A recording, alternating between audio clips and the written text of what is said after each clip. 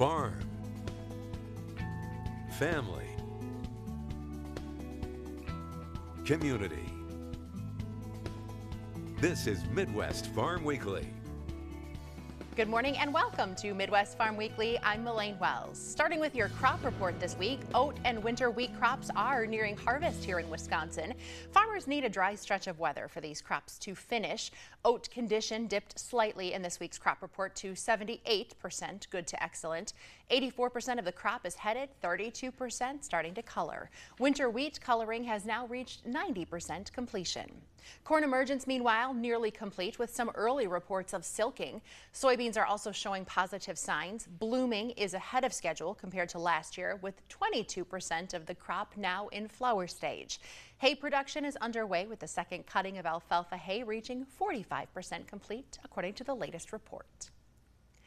There's something very sweet happening up in Door County, or tart, depending on what you're picking. We're talking cherries, of course. Local 5's Jade Henschel brings us a look at the fun in Sturgeon Bay.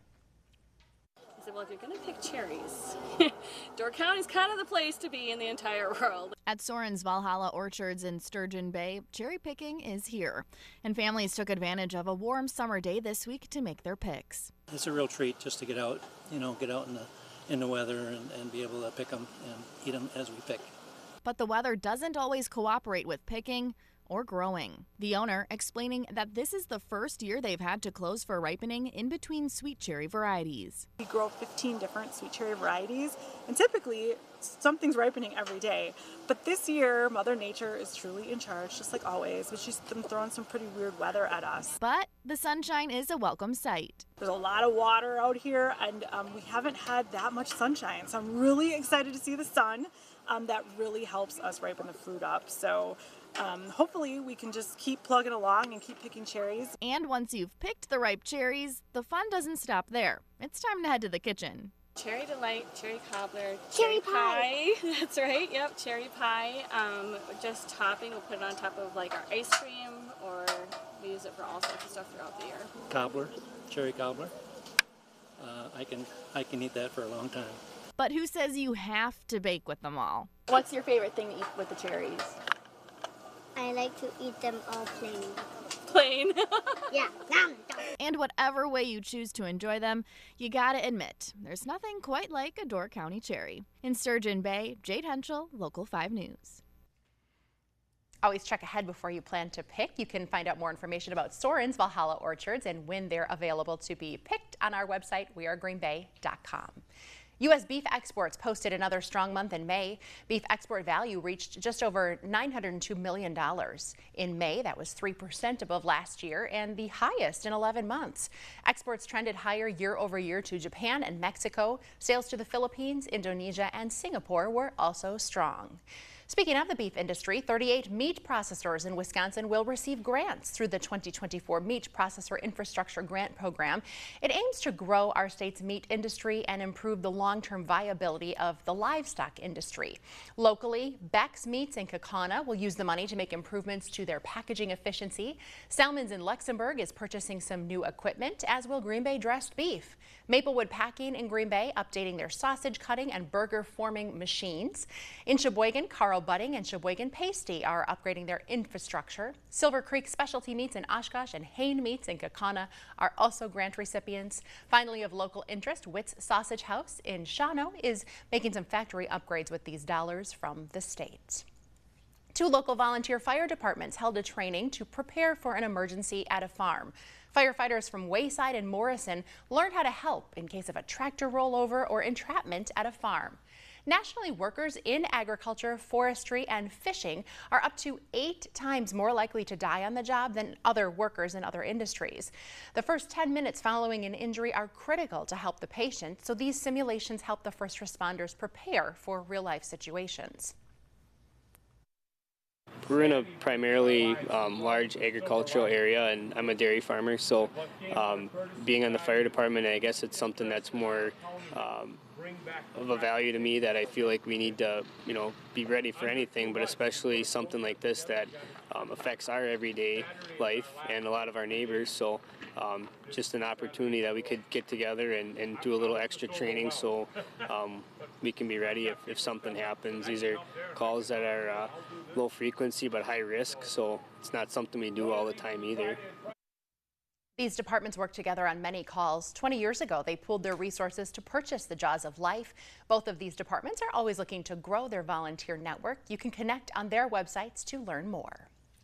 The Kewaunee County Fair is taking place in Luxembourg this weekend. It features animal and craft exhibitors, a carnival, live music performances, and so much more. Organizers say it is the community event that many people anticipate for months leading up to summer. This event is very important. It brings everyone together, and I catch a lot of people saying it is the best week that everyone looks forward to, the 1 week in summer. The fair has been in the county for more than 100 years. Sunday is free admission.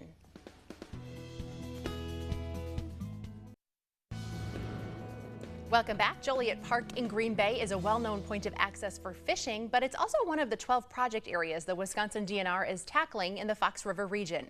Local 5's Ryan Kudish takes a look at their restoration project. Taking a stroll into Joliet Park, one sees rock piles and eroded shoreline, as well as invasive species like buckthorn on the thin upland trail. A recent Wisconsin DNR Area of Concern project aims to rejuvenate the area not just for residents, but for the wildlife that call this park home. Mandy Mellinger is the project manager overseeing the Joliet Park restoration. One thing that we want to see addressed with this project is vegetation management. So management of invasive species, planting of native species, and then also for the upland habitat area, shoreline erosion is a big issue. And so we're hoping to do some shoreline stabilization, shoreline protection. This site is still in the planning phase, but the timeline for implementation is set to begin in early summer of 2025. The project aims to help benefit the population of walleye, smallmouth bass, osprey, bald eagles, and mussels. Getting to the fishing spots is also quite challenging, as the erosion has resulted in steep drop-offs to the water below. Mellinger says this is going to be fixed. Hoping to improve accessibility, so hoping for a more actual path to the water instead of the public having to try to navigate their way down. And then we're hoping for an ADA accessible ramp as well from the parking lot to the water. Green Bay Parks planner Corey Mim says the city is excited to see the park come back to life. One being that it hasn't had a lot of attention over the last maybe decade or so as far as us being able to come in and maintain this space. And so this project is giving us an opportunity to kind of revitalize and bring back the habitat and animals and even folks to this spot who maybe weren't using it before. This project is slated to take between 4 and 5 years to complete, and that's sustainably speaking. I'm Ryan Kudish, Local 5 News. Thanks, Ryan. There is an upcoming farmer-to-farmer workshop where sustainability project participants from Peninsula Pride Farms will get to see their scores, so to speak. A team has monitored conservation practices in the Door-Kewaunee County region over the past 4 years and will now share data on real-world impacts. They know farm management isn't one size fits all, and they hope that this research is another tool in the kit to make decisions.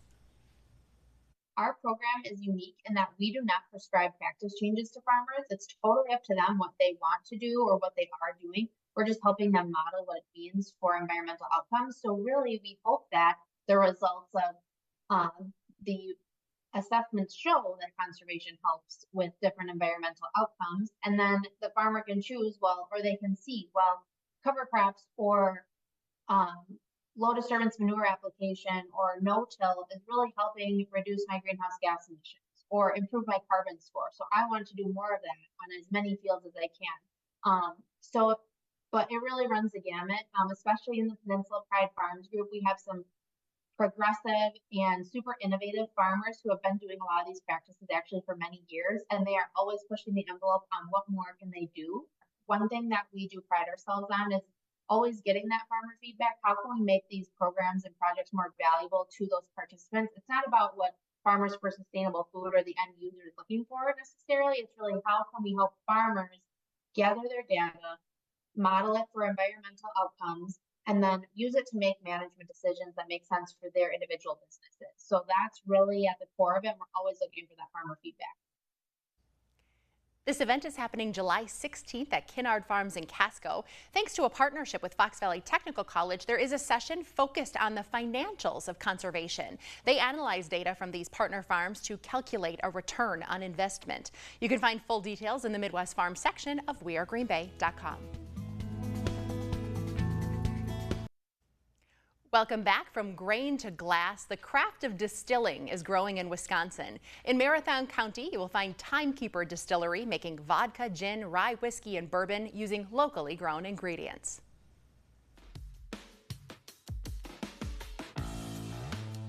There's endless resources available for folks looking to start a business. And essentially, you know, what we found is you just need to ask a few people, what direction do we take? And you'll end up being pointed in the right direction that makes sense for you, your business, and where you're intended to go.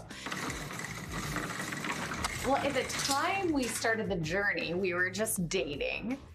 And clearly it worked out. It worked out.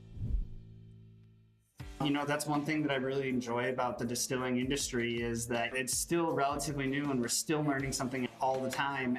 I'd say in the last 2 years is where I've really been able to fine-tune my in-depth knowledge about the barrel chemistry, if you will, has been something that's been a big focus of mine. Another thing we're really trying to pivot into now is liqueurs and bitters. And so, you know, what the botanicals hold is a whole nother secret. And it's just it's a really fun journey to keep going, and you know, and all of this ultimately helps us pivot in business and be relevant in a very competitive industry. Really good job. Yeah, you too, babe. Thanks. You don't get into business to feel great every day. That's true. You have to understand that there are more hard days than good days, but gosh, when you win, it feels really great. But you don't win alone. Wisconsin's next Alice in Dairyland is now officially on the job. Haley Heinzel hit the road in her car named Tassie to start her reign as the 77th Alice. The car runs on fuel made from Wisconsin corn in the form of ethanol. She stopped by Local 5 Live this week to promote National Ice Cream Month. What a fun month to start in with July. Why is now the perfect time to make your summer a little sweeter? Any way you scoop it, Wisconsin ice cream is the best way to celebrate the start of summer. I'm really excited to be starting as Alice in Dairyland, traveling all across Wisconsin, stopping at lots of different ice cream parlors and custard stands, and celebrating our Wisconsin producers who are creating this wonderful ice cream for us. I would need to wear stretchy pants. Get out the sweats. Tell us a little bit about some of the ice cream that you brought today. Are these some of the ones that are produced in Wisconsin? So yes, these are all brands that are produced right here in Wisconsin. We have 46 ice cream plants that call Wisconsin home. They're producing millions of pounds of ice cream for us. The average person eats 12.1 pounds of ice cream a year. Okay. So there's lots of ice cream being made here in Wisconsin. I also have this blueberry mascarpone cheese ice cream. I have a couple samples if you guys want to try I'm just gonna dig in. It's delicious. So it's made with mascarpone cheese. So if anyone's unfamiliar, this is kind of like cream cheese, a little sweeter, a little more decadent. You're gonna mix that with some heavy whipping cream, some blueberries, freeze it, scoop it, you're ready to serve. It's nice and easy. Make it with the kids, have it over the weekend. It's a fun way to use different dairy products besides ice cream. And if our viewers want to see any more recipes, they can visit wisconsincheese.com to see more ways to use dairy products during Dairy Month. Yeah. Or July Ice Cream Month, excuse me. You know what? All the months. When you were saying 12 pounds, I'm happy to be above average at something in my life. Haley, introduce us a bit to yourself, though. Give us a bit of your background and why this was the job you wanted. Yes, so I'm originally from Oconomowoc, Wisconsin, and like most people, I did not grow up on a farm, so I'm very familiar with what it's like to be curious about where our food comes from. And that curiosity is what led me to join FFA, Future Farmers of America, in high school. In 2018, I milked a cow for the first time.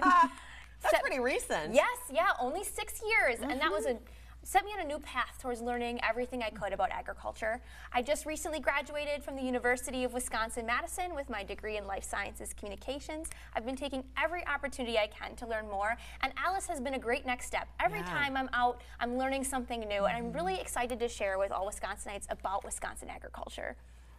I love your passion for wanting to, your curiosity is what led you to where you are today. Why should we be curious about where our food is coming from? What I love about Wisconsin agriculture, it's so diverse, it's so abundant, there's so many options, and If you've eaten today, you've participated in Wisconsin agriculture. It really is for everyone. And a lot of us, think America's Dairyland, cows, cheese. We also have beef, Christmas trees, green beans. There's so many options out there when it comes to Wisconsin agriculture, and I just think that's so exciting, and I really want everyone to be excited about Wisconsin agriculture. Yeah. We always like to remind people when they're shopping, there's a really simple way to make sure that we're supporting Wisconsin agriculture. There's badges on things. Yes, so we have the badge right here, the Proudly Wisconsin Dairy Badge. It's a great way to make sure that we're supporting Wisconsin dairy farmers with whatever products we're buying in the store. So that'll be on any of the products.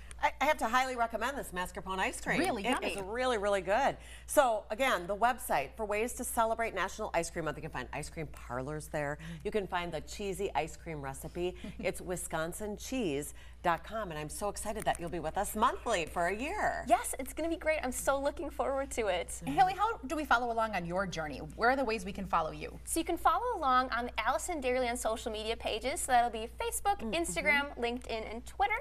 We also have the Allison Dairyland website. I'm excited to be seeing everyone across the state at different ice cream parlors and county fairs throughout the summer. Well, she's going to be putting on the miles, and I don't blame her. It's National Ice Cream Month, so enjoy. Thanks, Haley. Thank you for having me.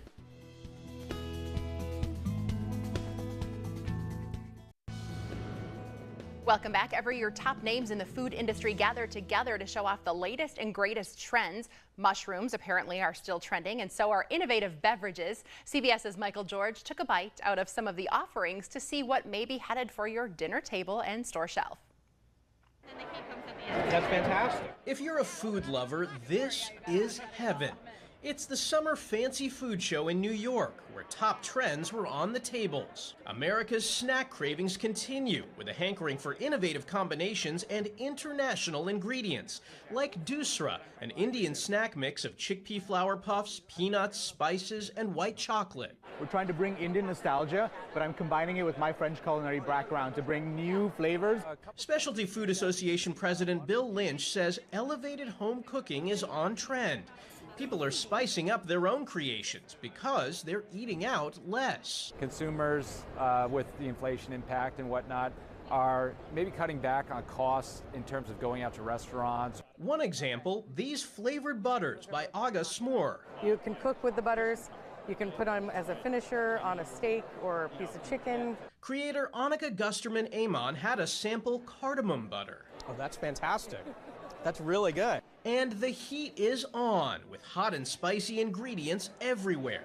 Like jerky, spicy jerky with a unique texture. When you take a bite of it, it's the texture of a chip. The fat melts in your mouth, and you still get that beefiness. You've heard of plant-based meat, but what about squid?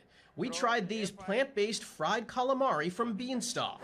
Can you make plant-based seafood? Yes, you can. Plant-based seafood is actually a long tradition in Asian cuisines. Toss in a dash of honey, global influences, or anything fruit-forward. All are trending. And whether it's meals, snacks, or beverages, better-for-you products continue to deliver. If you're eager for a taste, you shouldn't have to wait too long. The next stop for some of these fancy foods is your grocery store. Michael George, CBS News, New York. Good morning, I'm Storm Team 5 meteorologist Alexis Staniak. We are well above average for precipitation as we've continued through the middle of the month of July. Lots of rain has come through for Wisconsin over the past couple of months. We do have some slight droughts throughout the southern parts of the Midwest into Louisville, even slightly into Indianapolis, and you'll notice a drought still going on throughout the state of Kansas and throughout this northern Great Plains, but in Minneapolis, International Falls, even through Marquette, we are well above average for precipitation for the month of July. So far, from January 1st until now into mid-July, Green Bay has accumulated almost 21 inches of liquid precipitation. The Dakotas anywhere from 9 to 11 inches, and then we do have almost 20 inches in Chicago, almost 27 inches in Indianapolis, 20 inches in Detroit. So well above average for many states as we've continued through this year of 2024 for liquid precipitation, so rainfall. And we will see that chance for rainfall to continue over the next week to week and a half. It's not overbearing. That's the good news. We will see anywhere from 1/4 of an inch upwards to an inch for rainfall to come through most of the Midwest over the next week to 10 days. So nothing overly bearing. Some scattered showers and thunderstorm chances possible for us in Green Bay this weekend. So we're below average for precipitation as we head through the next 2 weeks. So that's the good news. And NOAA has released its precipitation outlook for the months of July all the way through September. So it continues to look like we have equal chances to go above or below for precipitation, whereas places into Florida will be above normal and then off to our west below normal for the start of fall, at least it looks like for now. And a hot, hot Sunday ahead. Yeah, very warm. We'll get up to close to 90 degrees, actually see some humidity, but of course, heat and humidity can fuel stronger storms, but you know what? It's quick and not oversaturated. Well, come see us in Kewaunee County. I'm throwing out cheese in the parade. We hope to see you there. Thanks, Sounds Alexis. fun.